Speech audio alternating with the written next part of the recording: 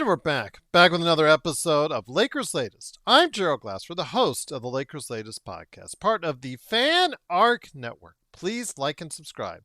Subscribe today to get the latest notifications. Hit that notification bell so you can be notified when Lakers Latest, the Lakers latest episode from my friends at the Fan Art Network, courtesy of them, gets uploaded right to you out there on YouTube. And speaking of you out there on YouTube, after you watch me here today, go ahead and find out what FanArc has waiting for you by hopping on over to their big channel. It's FanArc on a search, and it comes right up.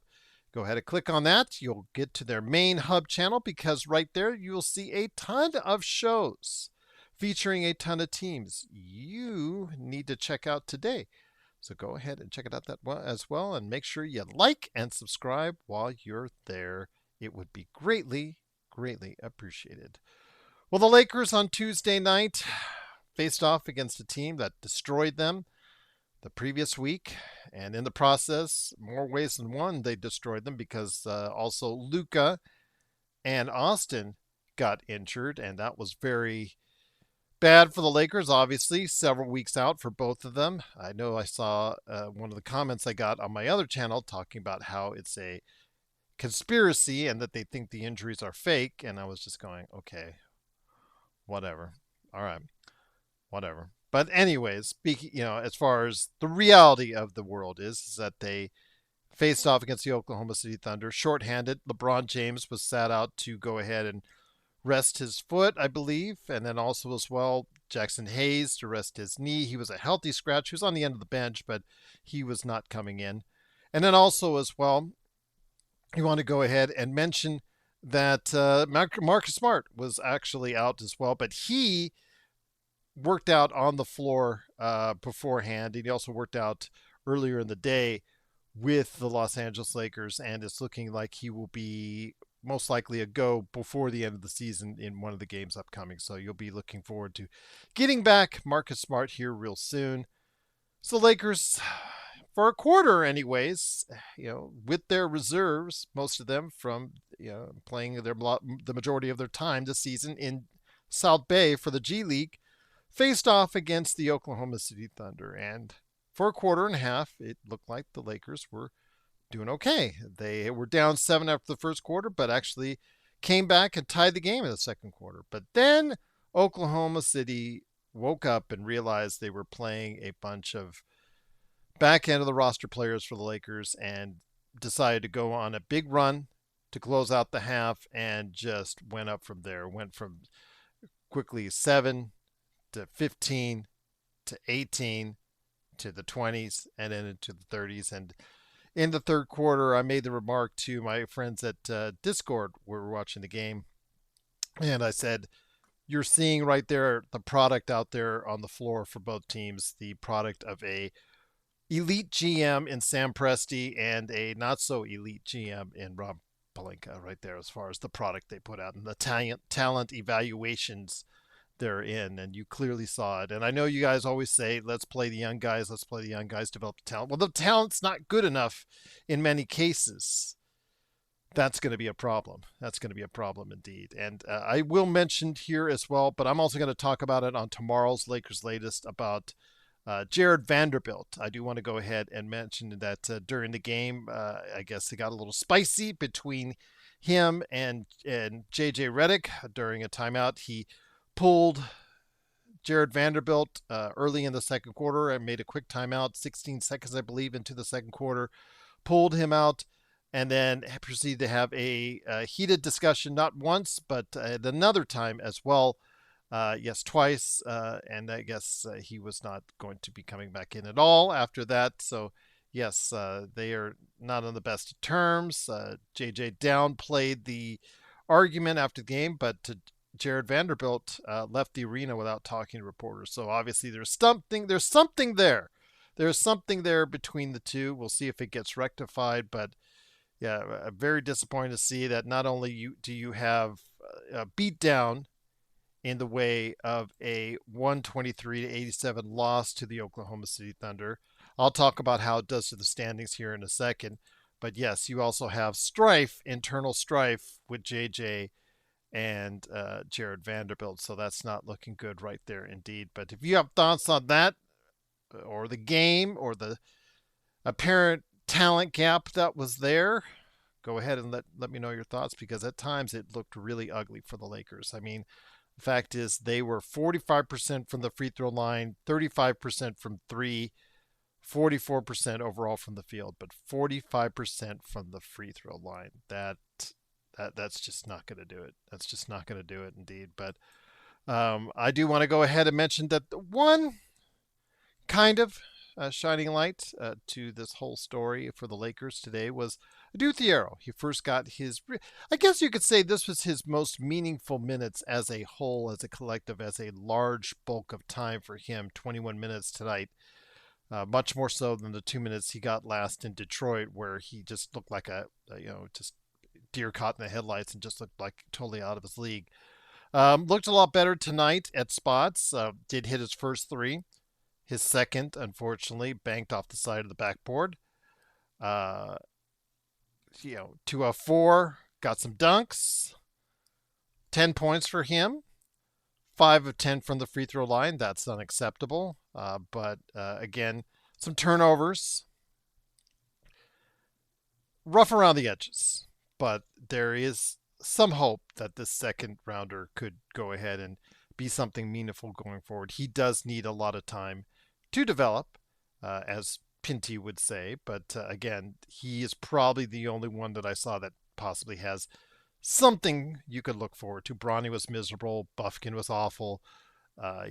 Timmy was nice. He started the game hot, but as a guy that you could see the limitations, the clear limitations in this game defensively and athletically, I don't know how much you're going to be able to get more than what you're getting out of him tonight than the 11 points he got. He'll have some games where he can score, but yeah, there's some other games where it just his problems on the athletic and the defensive side will cost him on that one. But again, the rest of the roster, unfortunately, Connect is just an afterthought at this point. He looked, 2 of 6 right there. He didn't look good.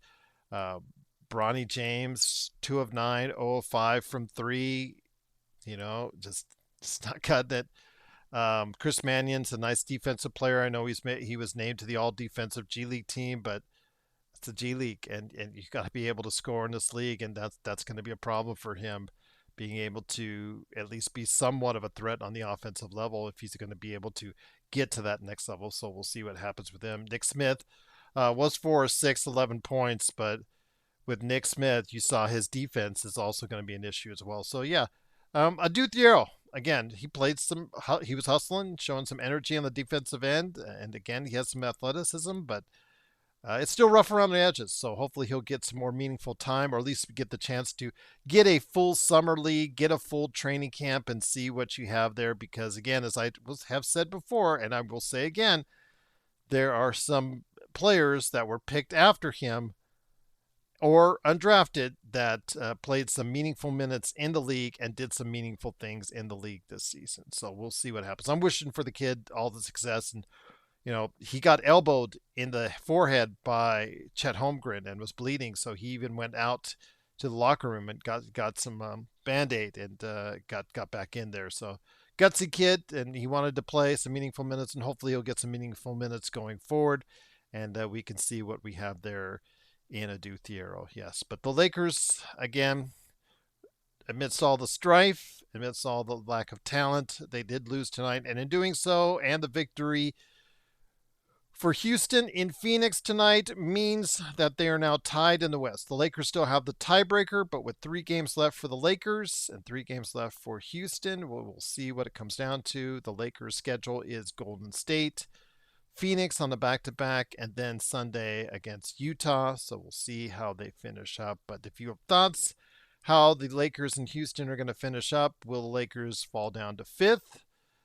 We'll find out, but let me know your thoughts out there. Thiero, if there was anyone else that you think was worth it, but again, I saw that gap. It was on full display as far as what what we don't have and what OKC has, and it's a shame because again, I love the Lakers, but when you know you just don't have the right people in the right spots up in the front office making the decisions, and it's just a shame because I think Rob Pelinka at the end of the season, as I've been saying for a while now, is probably not the best person for that position. But if you feel otherwise, as some do, some still hold out that hope. But let me know in the comments below. In fact, I even had people on my other channel, talk about how they still have hope that LeBron will turn back the clock for an entire round or entire series and be able to push the Lakers into the second round until Luka and AR comes back. So let me know if you have the same positivity on that. Let me know your thoughts right there down below in the comments. But speaking of the comments, always love to hear from you on that.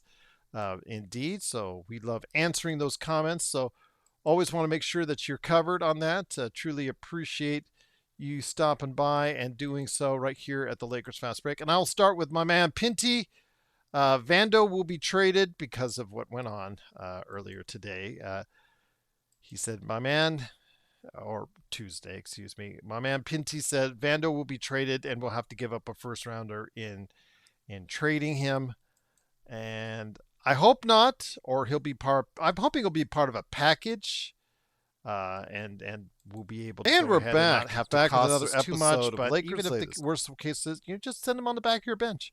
Wait until he gets enough DMPs where he'll want out. So we'll see what happens indeed. But Pinty says Spencer Dinwiddie and Cole Anthony and not Conto Ball. No, I think you're talking about Lonzo Ball are all eligible for playoffs. Well, Lonzo Ball and his knees are. You already fell in love with Haywood Highsmith, Pinty. Don't. You love these guys with bad knees. Just forget about the guys with the bad knees. Forget about them. Forget about them. They're just. There's a reason why Highsmith hasn't been doing well. He hasn't been playing because he can't play. His knee, he's always managing it. It's always hurt. Cole Anthony, I guess we've already had the Spencer Dinwiddie experiment already, and it didn't really quite work out for the Lakers before. So I guess Cole Anthony, you could go ahead and waive Buffkin if if there still keeps them under the second tax apron, and why not? But go ahead and do that, at least because you could use another ball handler. Having Luke Kennard as your ball handler, as much as he's tried, it looked decent on that end, takes away from his game because you could clearly see that his shot is just not as good or crisp or sharp when he's, especially from three, when he's having to focus on being the main ball handler. On Tuesday night, it was 10 points, 9 assists for him. By the way, shout out to Rui, was 15. He was the leading scorer in the game for the Lakers with 7 out of 10 shooting for there. So again, I would say Cole Anthony of the players that are there, but they're not going to diametrically change anything. Pinty, the outcome is still the outcome, but it would be nice to get a different ball handler just so you can get the ball out of Luke Kennard's hands and just set him up for three and really accentuate what he does best, and not try to tax him too much in doing so, because on the other end he is playing a lot of minutes out there and playing a lot of defense against some really heavy duty players, and that's not going so well. I'll say that. SGA, once he realized who he was playing with, just roasted any Lakers. He did a move on Kobe Buffkin and Bronny that just was like left them standing still, and it's just disappointing to see. And then of course also to see AJ Mitchell, a second rounder in the same draft as Bronny, just a few spots ahead, the 16 spots ahead or 17 spots ahead in the draft, ahead of Bronny, doing so exceedingly well to what Bronny is. It's kind of frustrating as well. Another diamond rough for Sam Presti indeed. But then, if only we have a better GM. But hopefully we can alleviate that. When the Lakers finish off their season, whenever that is. But Craig said, I hope Mark Walters is irritated how bad Pelinka has handled picking players in the draft and free agency. I hope he has. I hope he is irritated. You've got a lot of people around in place, but there's still the one guy you said on the record, or one guy it was said on the record, was still making the basketball player decisions. And you said that was, and the Lakers have said it was Rob Pelinka. I know that a lot of people are trying to say that other people are going to be making decisions. No, but they, for public record, they said Rob Pelinka is still the guy that doing the day-to-day player decisions. And if that's the case, You've got to hold them accountable. They just did in Chicago. They held their front office accountable and fired their top guy and the second in charge for the way they mishandled that organization. And they have a future now when somebody hops in there where they have the most uh, cap space available for any team out there this summer. The Lakers still have a nice chunk of change out there this summer as well. What decisions they will make, I just would hope that somebody else outside of Rob Pelinka is going to make it, because I just don't have enough faith that he will make the right decisions. But if you think so, let me know below. And then I also don't want to forget DeAndre Ayton. DeAndre Ayton just went out there and just was going through the motions, getting cardio, because 3 points for him and just did not look like the DeAndre Ayton experience continues. So just want to go ahead and say that, indeed. But before we head on out, Tough So said, correct G, Kennard is a one-dimensional player. Um, he is a one. When you ask him to do too much, sorry, Pinty. Again, he needs to make. You said Pinty said right below it needs to make 4 or 5 more shots. When he is not focusing on trying to run the offense, he will make more shots. It's just that simple, Pinty. If it's not part of his game, and you ask him 7, 8 years in the league, however many years he's been playing league, to suddenly go ahead and put the ball in his hands and say, run the offense, it is going to take something away. And now he has to play more minutes. He has to play more defense. And you're asking him to make more plays, make more assists, make sure he's rebounding more.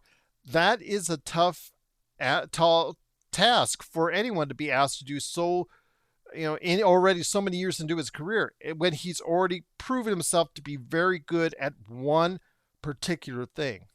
So that will take away, most likely, from that one particular thing. So, Pinto, you have to understand, Tough is right. He is a one-dimensional player, best at making sure he's a situational player, making sure you get him 6 to 7 threes a game. If you give him that, that's what he's best at. He shoots 50% when he does. When you can have him focus on spotting up and making those threes, that's what really will help the team at this point.